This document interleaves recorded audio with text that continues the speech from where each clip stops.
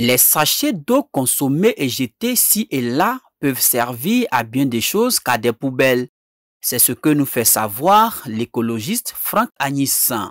Depuis plus d'une dizaine d'années à Yamoussoukro, il a décidé de transformer ces déchets destinés à la poubelle en des articles réutilisables. En sillonnant les rues de Yamoussoukro, ce qu'on a trouvé qui salissait plus les rues, c'était le sachet et par exemple les pneus qu'on trouvait un peu partout au point de la rue. Donc dans le but de rendre notre environnement, surtout notre ville de Yamoussoukro propre, on a décidé comme ça de ramasser tout ce qui était plus dans la ville pour faire maintenant une créativité. Donc c'est comme ça qu'on a utilisé les pneus pour faire des fauteuils, des salons et utiliser les sachets pour faire des tenues et des tableaux ainsi que un tapis comme vous pouvez le voir.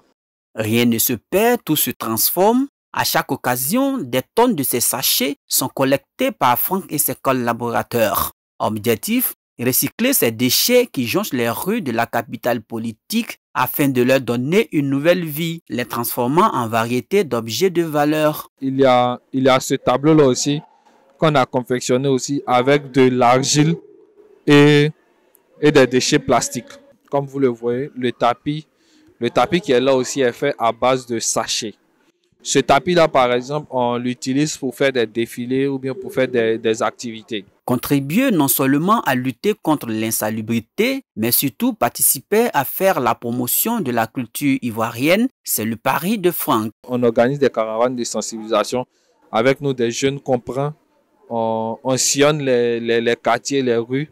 On ramasse les ordures, les sachets d'eau que la population a bu et a jeté. On ramasse ces sachets-là, on les lave, on les désinfecte et on prend pour fabriquer aussi des tapis comme des tenues. Le fait de recycler ces objets-là et de faire de l'artisanat avec a deux volets d'impact.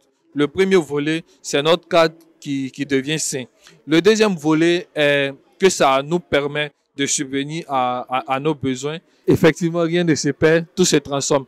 Pour dire que les déchets qu'on jette, il faut qu'on les réutilise pour vraiment permettre à notre environnement de rester propre et sain. Pour lui, le domaine écologique est un domaine pourvoyeur d'emplois. Les jeunes devraient donc s'y intéresser. Ça nous permet aussi de créer de l'emploi pour des jeunes qui viennent avec nous apprendre. Actuellement, nous avons une dizaine de jeunes avec nous qui apprennent. Pour l'avenir, nos perspectives, c'est d'avoir beaucoup de jeunes qui s'intéressent à l'artisanat. Si cette initiative est une manne financière, elle vise à terme à protéger l'environnement et à créer un cadre de vie sain. En Côte d'Ivoire, ce sont entre 40 000 et 100 000 tonnes de déchets plastiques qui sont produits chaque année.